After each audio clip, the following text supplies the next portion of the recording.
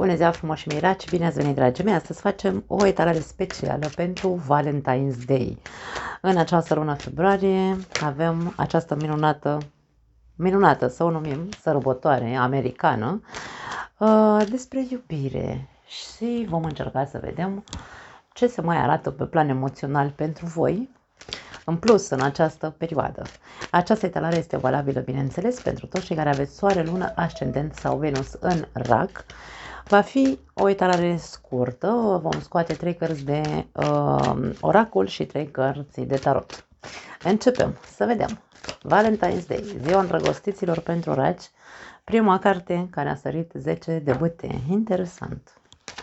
Hai să vedem. Mai departe, Împăratul. Wow! Și încă o carte pentru voi.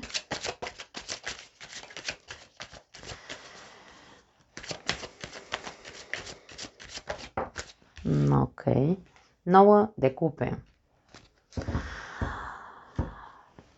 Împăratul este un cuceritor, poate fi un berbec pentru unii dintre voi, sau poate voi sunteți în această energie de cuceritor, în care vă chinuiți, aveți o mare dorință în sufletul vostru.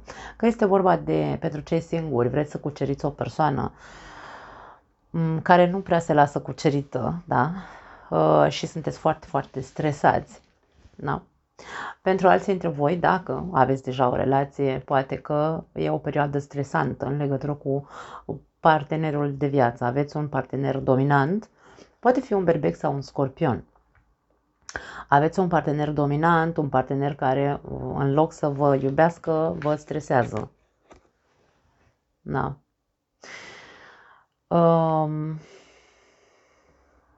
Poate fi, din punct de vedere emoțional, o perioadă complicată pentru raci, ori pentru că nu le iese cucerirea, ori pentru că relația lor este în relația lor există posesivitate, dominare, control. Și asta face ca relația să nu treacă prin momente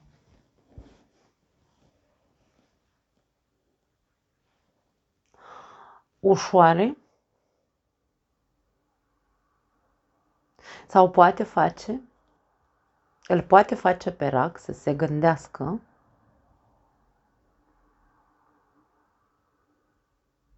să-și dorească altceva. Nu neapărat că își dorește altceva în afara relației, ci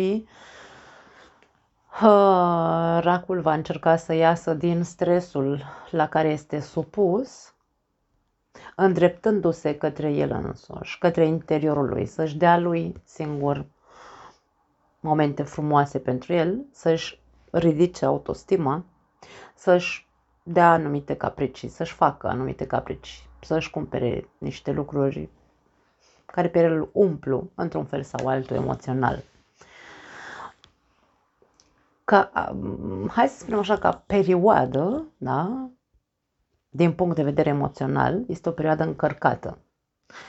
Încărcată cu destul de mult stres sau cu destul de multe lucruri care se pun încărca celuilalt.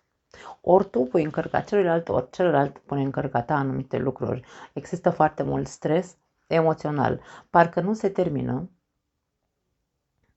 o perioadă apăsătoare în relația voastră sau în viața voastră sentimentală. Dacă tu ești singur și ești stresat, că nu poți, Doamne, ai o mare dorință, îți place cineva la nebunie, vrei să-ți îndeplinești dorința asta și faci tot felul de lucruri, încerci să, nu știu, poate cadouri peste cadouri, poate te dai peste cap pentru persoana aia, e un exces aici, da? Aici, care este, în afară de faptul că îți place persoana respectivă, care este atitudinea ta cu care faci atât de multe? Pentru că poate fi, de exemplu, nu știu cum să intru în voie, domne, și fac o grămadă de lucruri pentru persoana respectivă, o umplu de cadouri, o umplu de... stau în sufletul ei, da, pentru că îmi doresc să o cuceresc, dar atitudinea mea este de îngânfat. Atenție! Ca și cum persoana cealaltă nu te acceptă pentru că atitudinea ta este de îți fac pe plac ca să vezi că te plac, cumva. Da. Atenție la această atitudine, dragă rac, în cazul în care vrei să cucerești pe cineva, nu este maniera potrivită în care să poți cuceri acea persoană cel puțin. Poate acelei persoane nu-i plac persoanele înfumurate, așa foarte pline de ele. Nu vreau să ajung până la cuvântul narcisist, că nu are sens, dar depinde de atitudinea ta cum faci acele intenții de cucerire.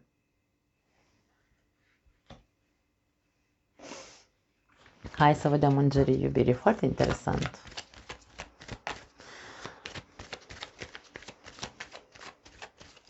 Împăratul nu este o persoană emoțională sau nu neapărat că nu este, nu că nu are emoții, este foarte plin de el, da? Controlează foarte mult. Mare grijă la control. Dacă tu îți iubești partenerul sau vrei neapărat acea persoană în viața ta dacă ești singur, arată-te din punct de vedere emoțional. Nu încerca să duci persoana cealaltă în punctul în care tu vrei prin foarte multe, hai să le numim,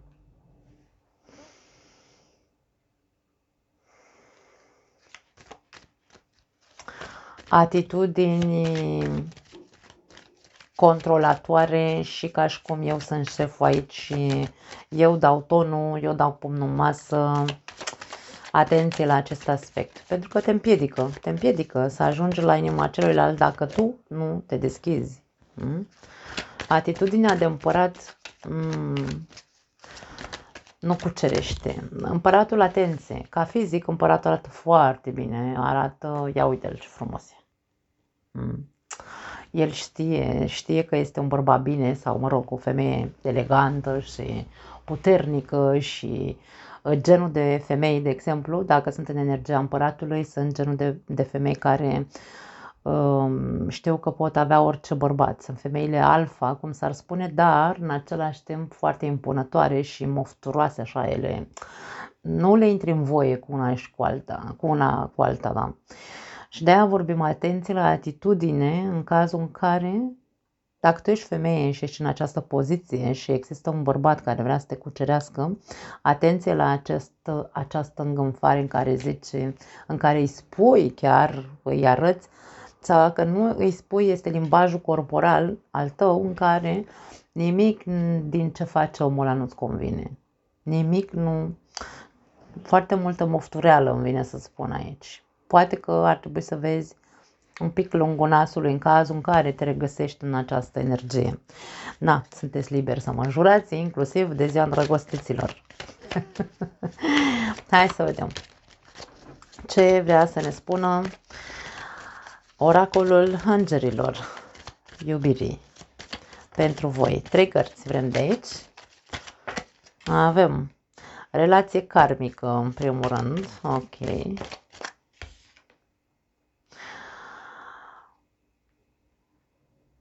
Privește-ți viața amoroasă cu optimism. Următorul mesaj pentru voi.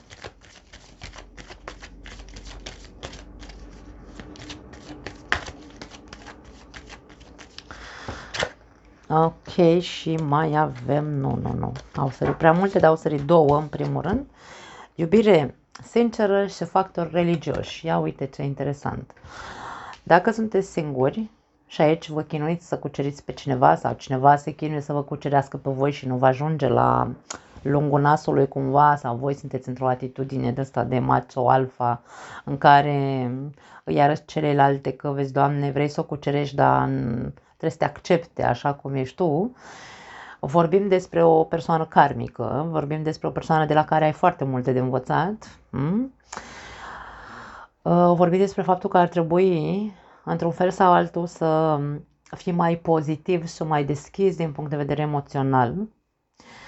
și vorbim despre o persoană cu care, dacă tu ajungi să te deschizi și să-ți schimbi această atitudine de împărat, poți să ajungi să cucerești această persoană, chiar dacă vorbim despre o relație karmică, poate fi o persoană din altă țară, de altă naționalitate sau cu un alt nivel de evoluție spirituală. Factorii religioși ne vorbesc despre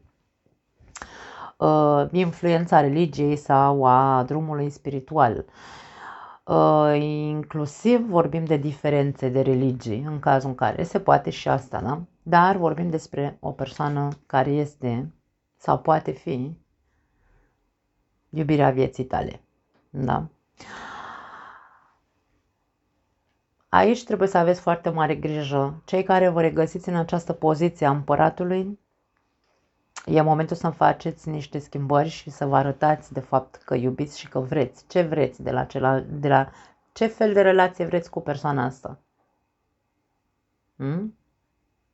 Pentru că este sau are foarte mare potențial, indiferent că există diferențe de religie sau alte lucruri spirituale între voi doi.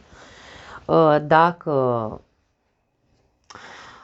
vă deschideți cu adevărat și nu stați sub armura împăratului, puteți să aveți o relație cu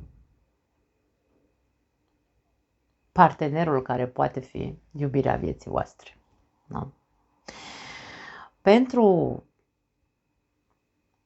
cei care aveți deja o relație, putem să vorbim despre această perioadă complicată din cauza stresului, ori că este posesiv, controlator partenerul tău sau tu ești acesta.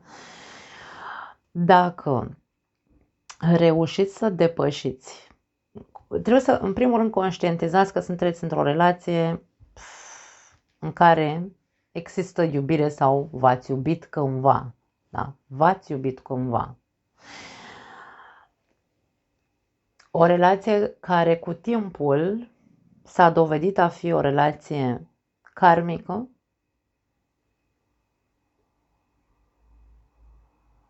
dar în care dacă fiecare dintre noi ne îndreptăm, să zicem așa, pentru că vezi tu, tot ce înseamnă factor religios sau drum spiritual, ne duce cu gândul la